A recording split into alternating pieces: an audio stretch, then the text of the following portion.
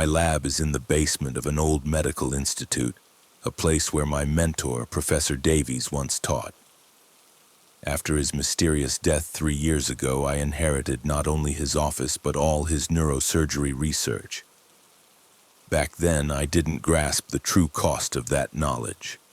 The basement walls are cold brick, cool to the touch even on scorching summer days. The only light comes from a row of buzzing, flickering fluorescent lamps, casting an unsettling glow. In one corner of the lab stands an old refrigerator where I keep brain tissue samples, and next to it a shelf of formaldehyde jars holding various organs and body parts. My research began with the mechanisms of memory. I wanted to understand exactly how the brain stores recollections, and if they could be retrieved, modified, or even transferred from one person to another. Professor Davies left me several volumes of his notes written in a cramped, almost illegible hand. In them, he described his experiments with electrical stimulation of various brain regions and their impact on patients' behavior and perception. I was particularly intrigued by his notes on consciousness transfer zones, which he claimed to have discovered in the temporal lobe.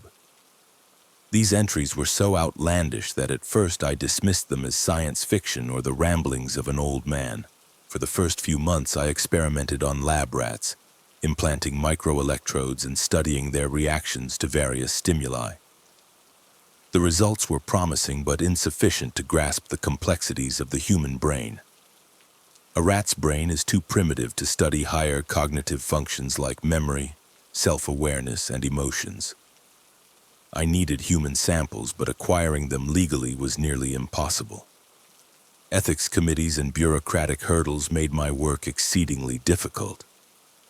I began to understand why Professor Davies had become so reclusive and suspicious in his final years. My financial situation grew increasingly precarious. The university grant only covered basic equipment and materials, not the extensive research I envisioned. My wife, Sarah, constantly worried about our future, especially after I started spending 14 to 16 hours a day in the lab. She didn't understand the importance of my work, seeing it as a morbid obsession. Our relationship began to fray, and I increasingly found solace in the solitude of the basement, surrounded by my instruments and specimens. The first breakthrough happened by accident. I was working on a brain tissue sample from a recently deceased patient at St. Jude's Hospital when I noticed strange electrical impulses emanating from the hippocampus, even hours after clinical death.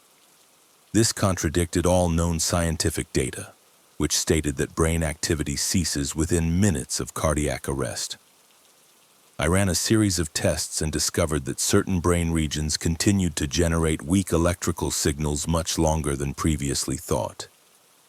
Moreover, these signals had a distinct structure and rhythm, resembling the patterns I'd observed during memory formation studies.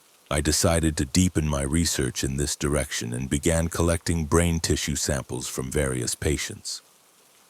The morgue attendants at St. Jude's, with whom I established contacts, asked no questions, receiving generous payments for their services. Each new sample brought astonishing discoveries. I found that the intensity and duration of post-mortem brain activity depended on the circumstances of death, the patient's age, and the state of their nervous system. The most interesting results came from samples of individuals who had died suddenly or under extreme emotional stress. Gradually, I began to notice patterns in these electrical signals. They resembled encoded information, as if the brain was trying to transmit something vital even after death. I developed a specialized system for recording and analyzing these signals, spending almost all my savings on it. The equipment was primitive by modern standards, but allowed me to capture even the faintest electrical impulses. Nights were spent in my lab, watching the flickering oscilloscope screens and recording endless rows of numbers and graphs. My obsession with research began to take a toll on my physical and mental health. I slept less, often waking in the middle of the night from nightmares where I saw the faces of the deceased patients whose brains I was studying. My appetite almost disappeared and I lost significant weight. Sarah frequently hinted that I needed psychiatric help, but I brushed off her concerns. I was convinced I was on the verge of the greatest discovery in neuroscience, one that would transform our understanding of human consciousness and death. It was then that I first heard voices. It happened late one evening while I was analyzing a brain sample from a young woman killed in a car accident. The electrical impulses were particularly active, and I decided to amplify the signal to better study their structure. Suddenly, a faint whisper emanated from my equipment's speakers. At first, I thought it was interference or a malfunction, but then I distinguished individual words in an unfamiliar language. The voice was female, soft and mournful, as if someone was trying to explain or warn me. I spent the entire night trying to record and decipher these sounds. By morning, I had managed to isolate several phrases that sounded like prayers or incantations in an ancient tongue. My first impulse was to contact university linguists, but something held me back. Intuitively, I knew this discovery was too dangerous to share with outsiders. Professor Davies had warned in his notes that some knowledge was best kept secret, and now I began to understand what he meant. With each new sample, the voices became clearer and more diverse. I heard men, women, children, and the elderly.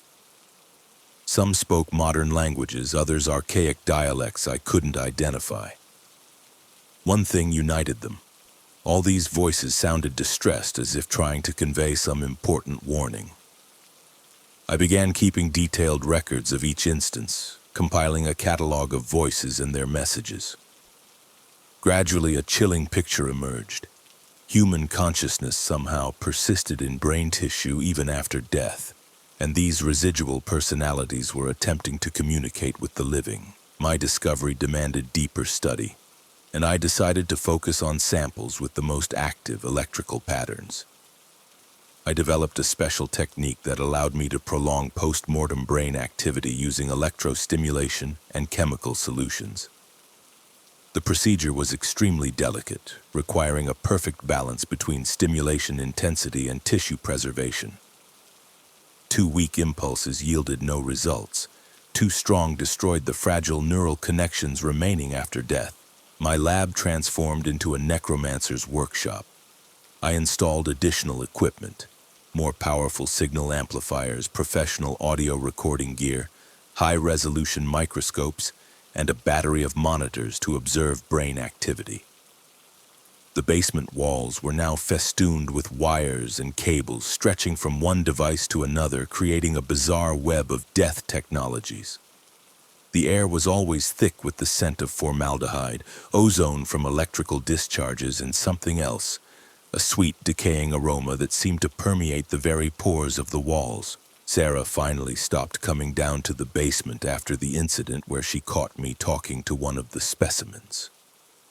She walked in just as I was trying to establish contact with the consciousness of an elderly man who had died of a heart attack.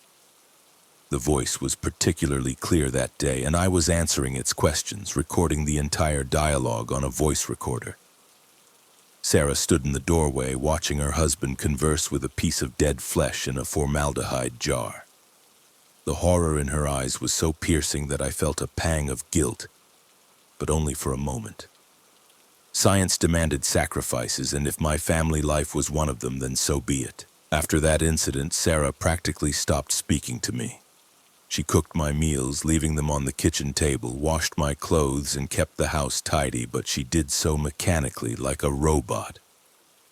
In the evenings, I often heard her crying in the bedroom, but I couldn't bring myself to go to her and explain the importance of my research.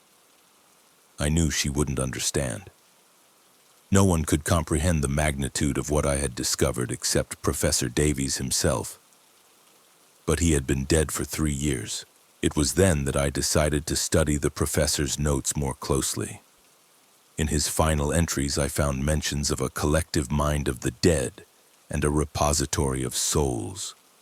At first, these phrases seemed like metaphors or philosophical musings of an old scholar, but now I began to understand their literal meaning. Professor Davies described experiments in which he managed not only to hear the voices of the dead, but also to establish a stable connection with them. He claimed that the consciousnesses of the deceased existed in some intermediate state between life and ultimate death, and that a skilled researcher could access their knowledge and memories. The most astonishing discovery awaited me in a secret compartment of his desk, which I accidentally found while trying to find a place to store new notes. Behind a false back panel of a drawer lay a thin notebook filled with cramped handwriting. It was the diary of the professor's last months of life, and the content of its entries made me question my own sanity. Davies wrote that the dead did not merely retain consciousness. They merged into a collective entity that possessed the knowledge of all deceased and could influence the world of the living through those who could hear them. According to the professor's notes, this entity had existed since time immemorial and was known to ancient civilizations by various names. The Egyptians called it Duat, the Greeks Hades, the Norse Hell. But this was not just a mythological concept of the afterlife, but a real energetic substance composed of billions of human consciousnesses accumulated throughout the entire history of humanity. The professor claimed that his research had attracted the attention of this entity and that it had begun to actively contact him, transmitting knowledge about the nature of death and the possibilities of resurrection. The deeper I delved into these notes, the more details they revealed about Davies' final experiments. He described a procedure that allowed him not only to hear the voices of the dead, but also to see their images, feel their emotions, and even partially experience their memories. This required special preparation of the researcher's brain through electrostimulation of specific areas of the temporal and parietal lobes. The procedure was extremely dangerous and could lead to irreversible damage to the nervous system, but the professor was willing to risk it for the sake of scientific progress. The last entries in the diary were almost unreadable due to his trembling handwriting, but I managed to decipher several key phrases. Davies wrote that they demanded more from him than just observation and recording. The collective mind of the dead wanted to gain physical embodiment in the world of the living, and for that, a mediator was needed, a living person willing to sacrifice their individuality. The professor understood that he was becoming such a mediator, but he could not resist the temptation to possess absolute knowledge of the nature of human existence. His death was officially attributed to a heart attack, but now I suspected the true cause was entirely different. Perhaps Professor Davies did not die in the usual sense of the word, but transitioned into that intermediate state he himself had investigated. This thought simultaneously frightened and thrilled me. If the professor had indeed found a way to bridge the barrier between life and death, then his research opened up incredible possibilities for humanity. I decided to replicate his last experiments, but to act more cautiously. First, I upgraded my equipment, adding safety systems and vital sign monitoring. Then I began performing brain electrostimulation procedures on myself, starting with minimal doses and gradually increasing the intensity of the impact. The first sessions yielded no noticeable results apart from severe headaches and temporary disorientation, but I didn't give up. The breakthrough came several weeks into the regular procedures. During one session of stimulation, I suddenly felt reality around me begin to distort. The lab walls became translucent, and through them I saw a vast space filled with shimmering silhouettes. These were people. Thousands, millions of people of all ages and eras, standing in endless rows and looking at me with expressions of sorrowful hope on their faces. The air filled with a chorus of whispers, speaking in all languages of the world at once, and I realized I was seeing the collective mind of the dead in all its frightening splendor. The vision lasted only a few seconds, but it was enough to forever alter my perception of reality. I understood that Professor Davies had been right. Death is not the end of existence, but merely a transition to another state of being. The dead continue to exist in a parallel reality, observing the world of the living and awaiting an opportunity to return.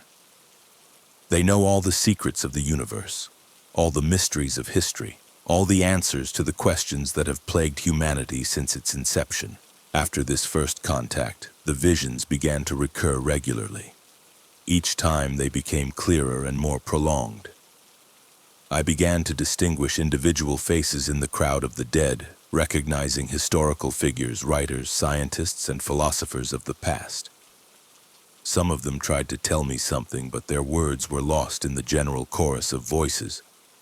I realized that to establish individual contact, I needed to refine my methodology. It was then that I made the decision that would determine my future fate.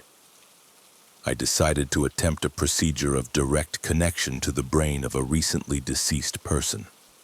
The idea was to create a bridge between my living brain and the deceased's brain tissue using a system of electrodes.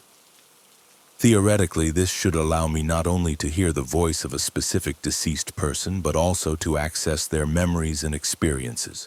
For the experiment, I needed a fresh sample, the brain of someone who had died no more than a few hours before the procedure.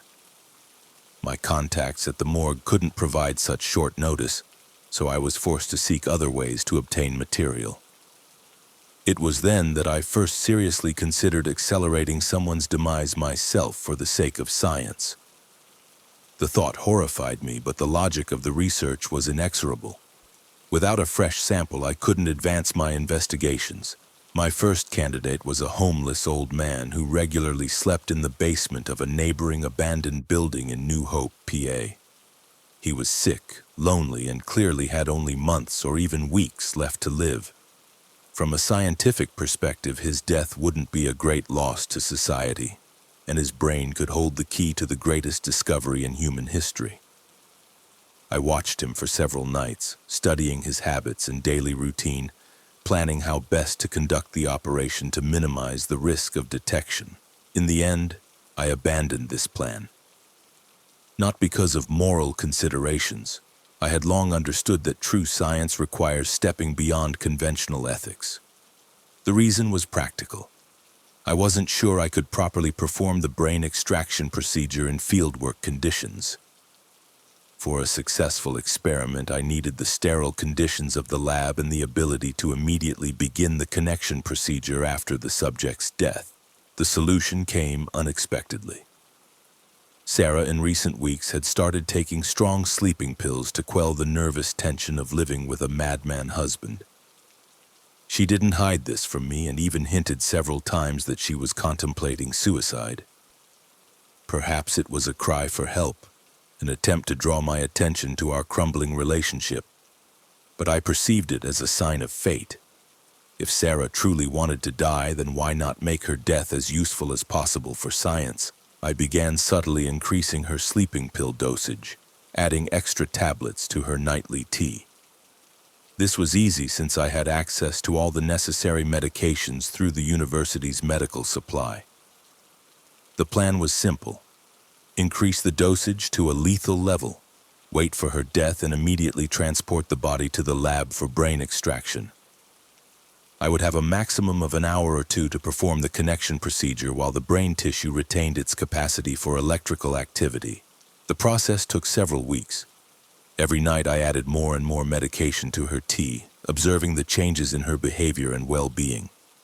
Sarah became increasingly sluggish and sleepy, complaining of constant dizziness and memory problems. Several times she tried to see a doctor, but I convinced her it was just the effects of stress and depression. I even advised her to take more sleeping pills to get better rest. The irony of the situation was that she trusted me as her husband and as a medical professional, not suspecting that I was systematically killing her. During those days, I often reflected on the nature of betrayal and sacrifice. Great discoveries always demanded great sacrifices, and the history of science was full of examples of scientists who went to extreme lengths for the sake of knowledge. Marie Curie died of radiation while studying radioactive elements. Ignaz Semmelweis was ostracized by the medical community for attempting to introduce antiseptics into surgical practices. Servetus was burned at the stake for describing the pulmonary circulation.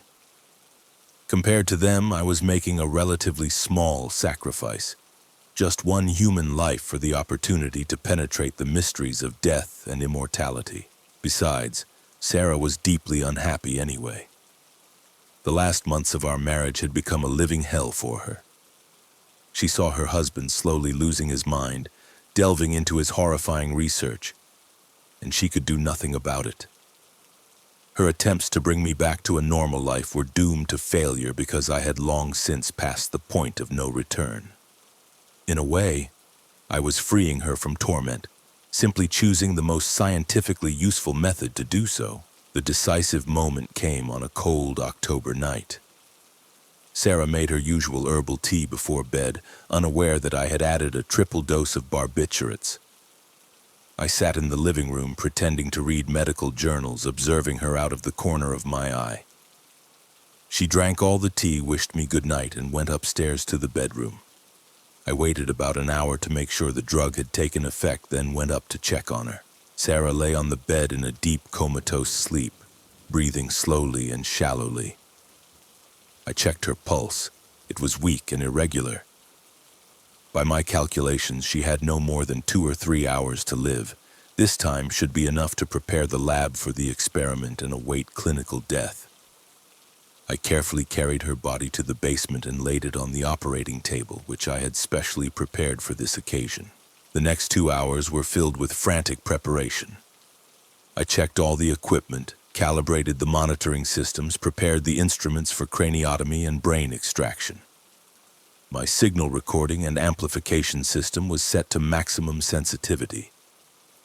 I even installed additional cameras to document the entire experimental process for later analysis.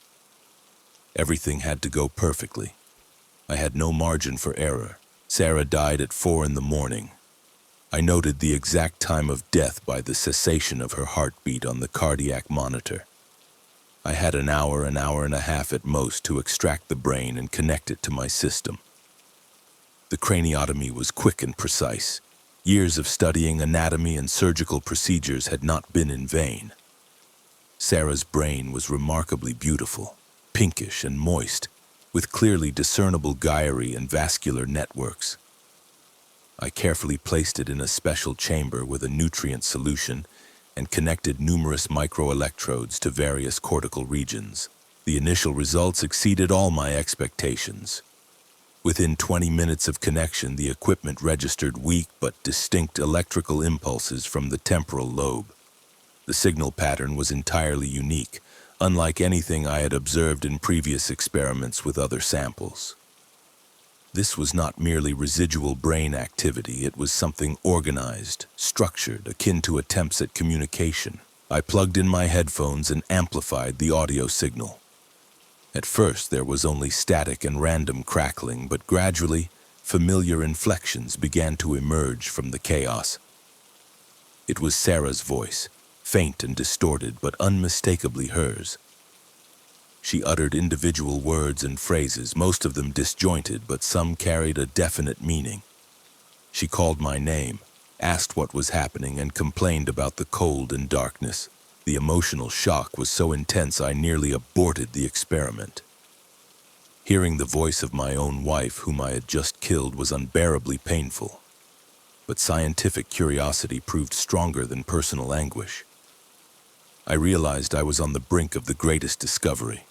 Direct contact with the consciousness of a deceased person. This was what generations of scientists and philosophers had dreamed of, and I was the first to achieve it. Gradually, Sarah's voice became clearer and more coherent. She began to describe what she saw around her. The descriptions were terrifying and surreal. Endless corridors of mist, doors that led nowhere, faces of people appearing and disappearing in the darkness. But the most horrifying thing was that she was aware of her death and understood who caused it. There was no anger or accusation in her voice, only immeasurable sadness and disappointment. After a few hours, other voices began to join Sarah's. At first, they were indistinct whispers and murmurs, but then I started to discern individual personalities. These were the people whose brains I had studied in previous experiments. Somehow, Sarah's death and her connection to my system had opened a channel to the collective mind of the dead, just as Professor Davies had written. I realized I was witnessing an incredible phenomenon. the merging of individual consciousness with the collective field of departed souls. The voices grew louder and more numerous. They spoke different languages from different eras, but all were united by a common message. They warned me of the danger of what I was doing. The dead were not meant to contact the living, and my experiments were violating the fundamental laws of existence. Every such intervention weakened the barrier between the world of the living and the world of the dead, risking catastrophic consequences. But the most chilling aspect was that the voices began to describe details of my life that no one could possibly know. They spoke of my childhood fears, my first scientific experiments in college, my secret thoughts and desires. The dead saw right through me, and this knowledge was unbearably terrifying. I realized that death doesn't bring oblivion. On the contrary, it grants access to absolute knowledge about the nature of existence. Among the multitude of voices, I began to distinguish Professor Davies' voice. He spoke calmly and rationally, explaining the nature of what I was encountering. According to him, the collective mind of the dead was a kind of immune system for reality, protecting the balance between life and death. My experiments were perceived as an infection that needed to be eradicated. The only way to stop the spread of this infection was to completely destroy its source, meaning myself. The professor explained that his own death was the result of a similar intervention by the collective mind. When his research went too far, the dead simply took him, making him a part of their shared consciousness. Now the same fate awaited me, but I still had time to choose. I could cease the experiments, destroy all my notes and equipment, and then the dead would leave me in peace. Or I could continue my research and accept the inevitable consequences. The choice was agonizing.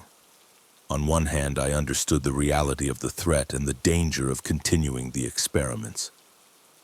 The voices of the dead were growing more insistent and aggressive, and I felt them beginning to influence my perception of reality. At times, I couldn't tell if I was in my lab or in the ghostly world Sarah described.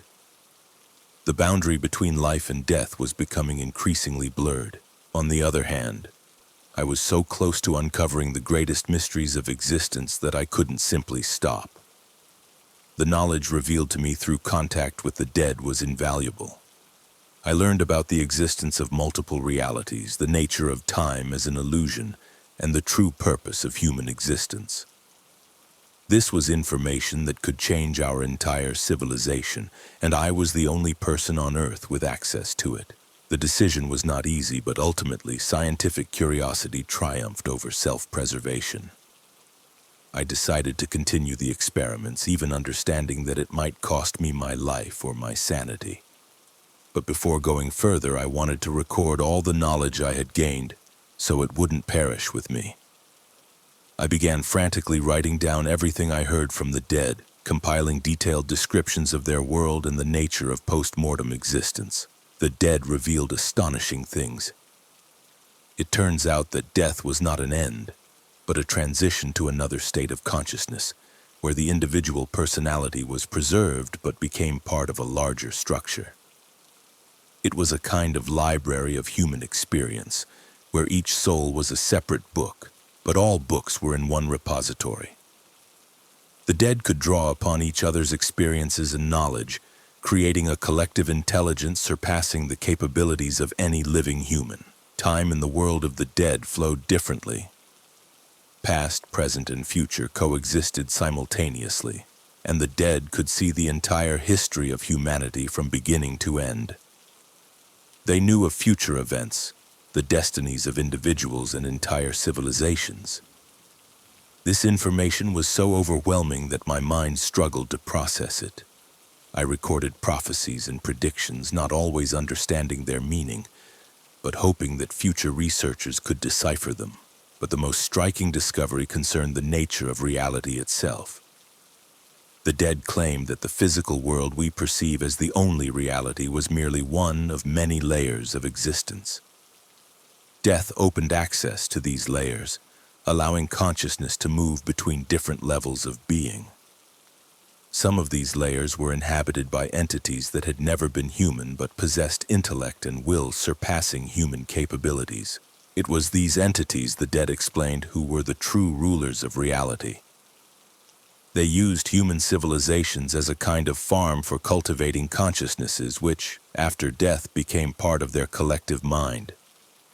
Human history was a meticulously planned program for the development of intellect and emotional experience, designed to create the most diverse and rich collection of souls. This information so shook me that I couldn't continue the experiments for several days.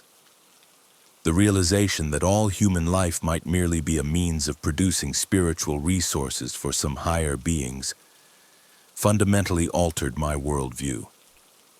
All our achievements, sufferings, joys, and sorrows turned out to be mere ingredients in a recipe for creating perfect souls for an otherworldly harvest.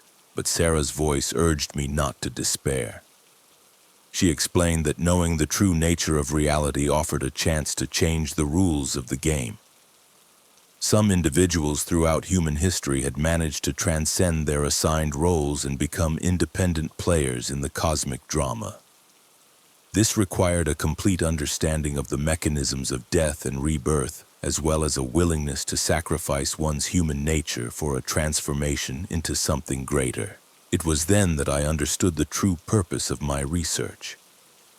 I was not merely a scientist studying the nature of death. I was a potential revolutionary, capable of disrupting the millennia-old plans of the higher entities. My experiments opened the way to liberating humanity from its role as spiritual livestock, destined for slaughter on the altar of alien ambitions. But to do this, I needed to go even further in my research, risking my own sanity and soul. The following weeks became the period of the most intense and dangerous experiments of my career. I understood that to gain full access to the knowledge of the dead, I needed to establish a more stable connection with their world. Single contacts through individual brain tissue samples were insufficient. I needed a constant, uninterrupted connection that would allow me to delve deeper into the mysteries of post-mortem existence. The solution came from Professor Davies's notes. In his hidden entries, I found a description of a procedure he called the Bridge of Consciousnesses. The essence was to create a network of several brains connected by electrical impulses and chemical links. Theoretically, such a network should create a field powerful enough to attract the attention of the collective mind of the dead and establish a permanent communication channel. To execute this plan, I needed at least 5 or 6 fresh human brains, preferably from individuals who had died under high emotional stress or possessed developed intellect. My experience with Sarah showed that the quality of the sample directly affected the strength and clarity of the signals received. But where could I obtain such a quantity of suitable material without attracting the attention of the authorities? The answer turned out to be simpler than I anticipated. In Albany, New York, there was a neglected asylum for the mentally disabled and psychiatrically ill, funded on a residual basis by the state budget. Conditions there were appalling, the staff unmotivated and corrupt, and the patients themselves represented a forgotten segment of society whose disappearance would likely go unnoticed. Furthermore, many of them suffered from various forms of mental disorders, which theoretically could make their brains more receptive to paranormal influences. I began by studying the asylum's security system and staff routines. The building was old and poorly guarded, with numerous blind spots in the video surveillance system. Night shifts were manned by a minimal number of employees who spent most of their time in the break room playing cards or watching TV. Access to patient rooms was unchecked, and medical records were kept formally and carelessly. My first visit to the asylum was under the guise of a charitable volunteer, eager to help those forgotten by society. I introduced myself as a retired doctor who wished to offer my services to improve patient care. The administration welcomed me with enthusiasm. Free medical assistance was precisely what they needed for their reports to regulatory bodies. Over several visits, I studied all the patients and selected the most suitable candidates for my experiments. These were people of various ages and with different diagnoses, but one thing united them: complete social isolation and no relatives who might inquire about their fate. Among them was a young woman with schizophrenia who claimed to see dead people, an elderly man with dementia who sometimes spoke languages he had never learned, a teenager with autism who possessed astonishing abilities for mathematical calculations, a middle-aged woman with bipolar disorder who, during manic phases, exhibited incredible creative activity. The liquidation plan was meticulously detailed. I used my status as a volunteer doctor to gain access to the asylum's medical supplies. Then, over several nights, I administered lethal doses of insulin to the chosen patients, simulating natural death from diabetic coma. Insulin was the ideal murder weapon. It rapidly decomposed in the body, leaving no traces, and the symptoms of an overdose could easily be attributed to natural health problems in mentally ill individuals. The young woman with schizophrenia died first. I waited until deep night when the staff were asleep and administered the drug via an IV drip. Death came quickly and apparently painlessly. Half an hour after cardiac arrest, I carefully extracted her brain directly in the ward using portable surgical instruments. The procedure took about 40 minutes, after which I placed the brain in a special container with nutrient solution and transported it to my lab. The other deaths followed over the next 2 weeks. I acted cautiously, killing no more than one person at a time and meticulously masking the traces of my visits. The asylum administration showed little interest in the increased deaths. For them, it simply meant a reduction in patient count and corresponding budget savings. The official causes of death were recorded as heart failure, diabetic coma, or complications of underlying conditions. By the end of the month, I had 6 human brains in various states of preservation. I created a complex connection system in my lab, where each brain was placed in a separate chamber with an electrolytic solution, and numerous electrodes linked them into a single network. The central element of the system was Sarah's brain, which over the preceding weeks had shown the highest activity and signal stability. The first activation of the network surpassed all my expectations. Electrical activity increased tenfold compared to individual experiments. The voices of the dead sounded with such power and clarity that I had to lower the volume to avoid damaging my hearing. But the most astonishing thing was that the dead began to communicate not only with me but also among themselves, creating a kind of soul conference in my lab. Sarah remained the primary source of information, but now the voices of other victims joined her. The girl with schizophrenia spoke of how her visions in earthly life were actually glimpses of contact with the world of the dead. The elderly man with dementia explained that his ability to speak unfamiliar languages was the result of accessing the memories of other souls. Each of them brought their unique perspective on the nature of post-mortem existence, but the most crucial revelations came from the collective mind, which could now communicate directly with me through the established network. Its voice was like a chorus of thousands of voices speaking in unison, and every word carried the weight of universal truth. It told me the history of humanity from a completely new perspective, revealing secrets that had been carefully hidden from the living for millennia. It turned out that the higher entities that governed reality were not simply parasites feeding on human souls. They were the creators of humanity itself, biological engineers who constructed our race as a self-reproducing source of consciousness of a specific quality.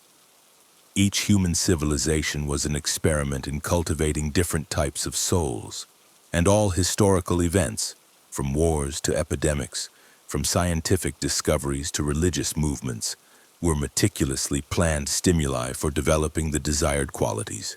Death was not an end, but a moment of harvest. Souls that reached a certain level of development were absorbed by the higher entities and became part of their collective mind. Less developed souls were sent for reprocessing, a process of memory and personality erasure before a new incarnation in a physical body. This cycle repeated endlessly, ensuring a constant influx of fresh consciousnesses to feed the cosmic parasites. But the collective mind of the dead was not merely an intermediate stage of this process. It represented a form of resistance, an attempt to preserve human individuality in the face of ultimate absorption.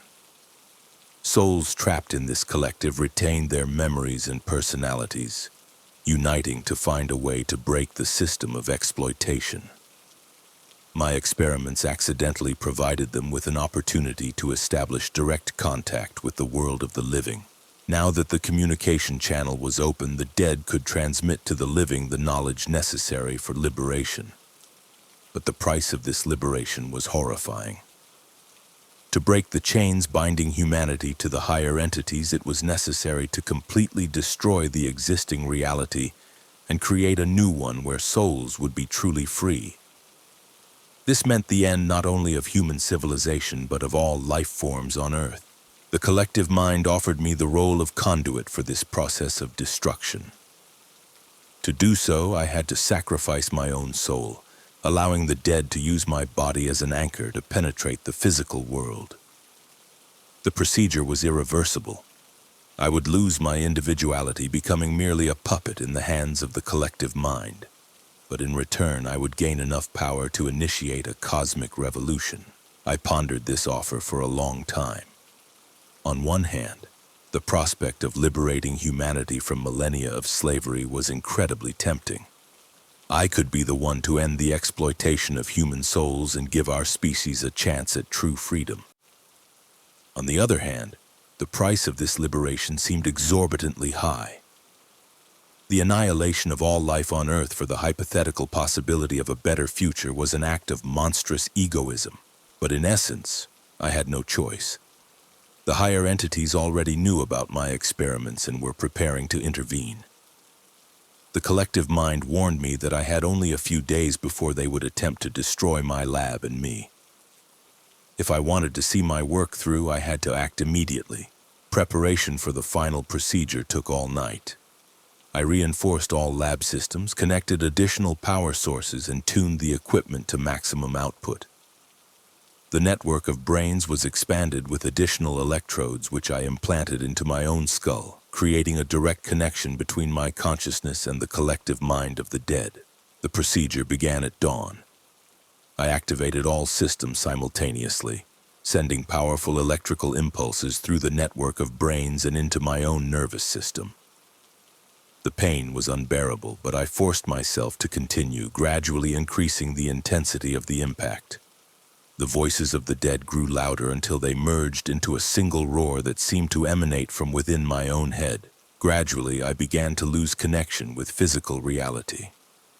The lab walls dissolved, and I found myself in the ghostly world Sarah had described. Around me stretched infinite spaces filled with billions of souls from all times and peoples. This was the collective mind of the dead in all its inconceivable complexity and power.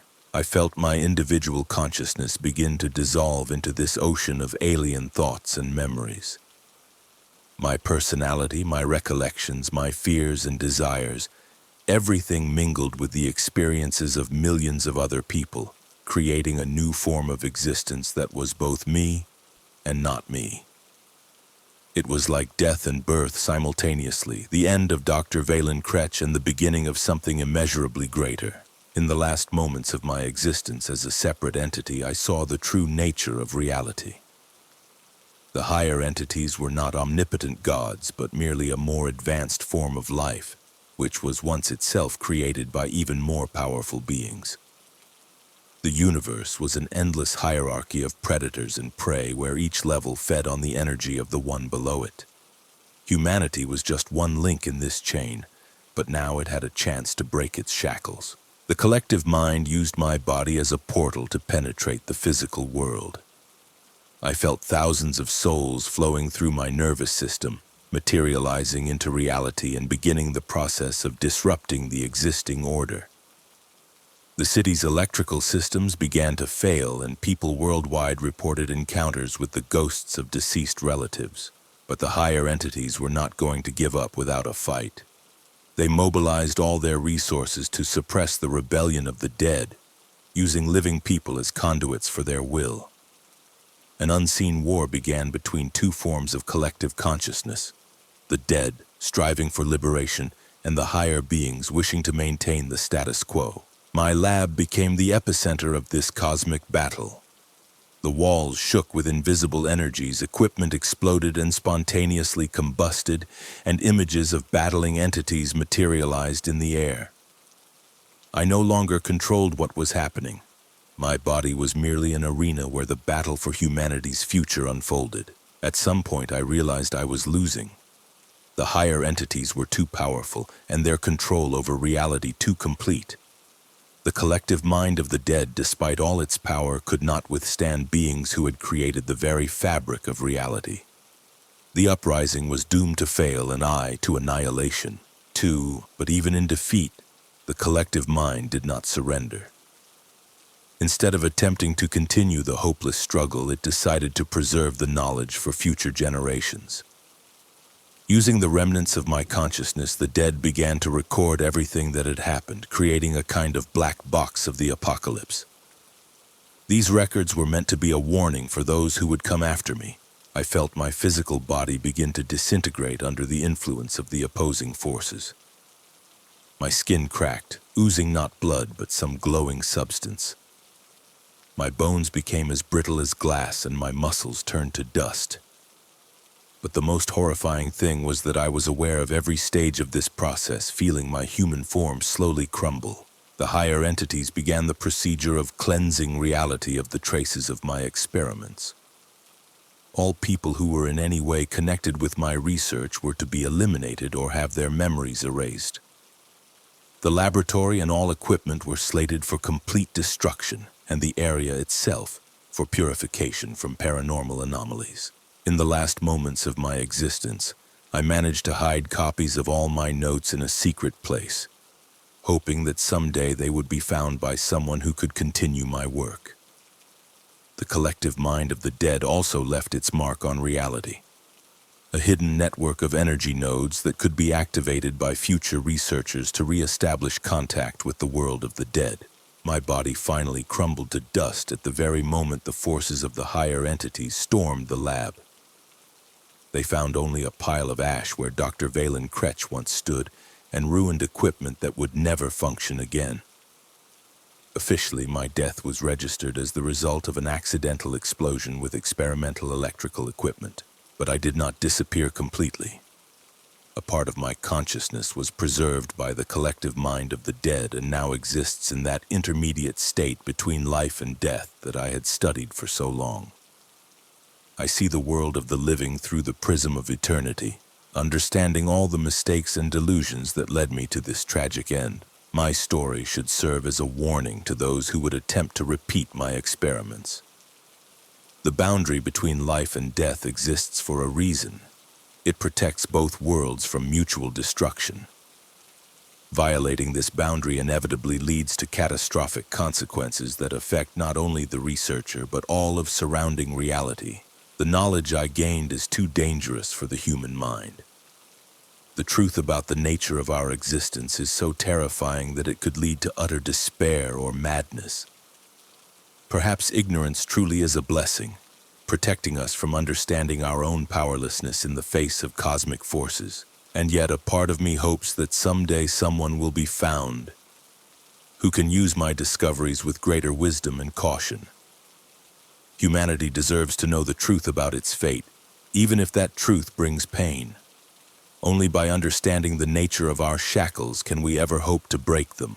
See you in the shadow world, where all secrets are finally revealed and all questions find their answers. I will await there those brave souls who dare to continue the path I began.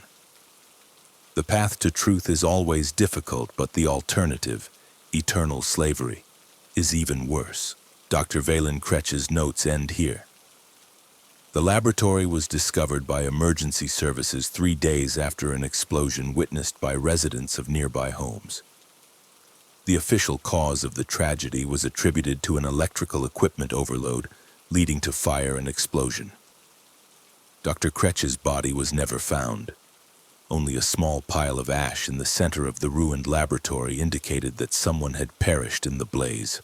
These records were discovered accidentally by workers conducting renovations on the building 10 years after the tragedy. They were hidden in a specially constructed secret compartment in the basement wall, protected from fire and moisture. Along with the diary were found photographs of unfamiliar equipment, diagrams of electrical circuits, and several samples of unknown organic tissue in sealed containers. Authorities classified the find, but copies of the notes somehow fell into the hands of private paranormal investigators. Since then, several individuals have attempted to replicate Dr. Kretsch's experiments, but all have either vanished without a trace or been found dead under mysterious circumstances. Perhaps some secrets are truly best left undisturbed.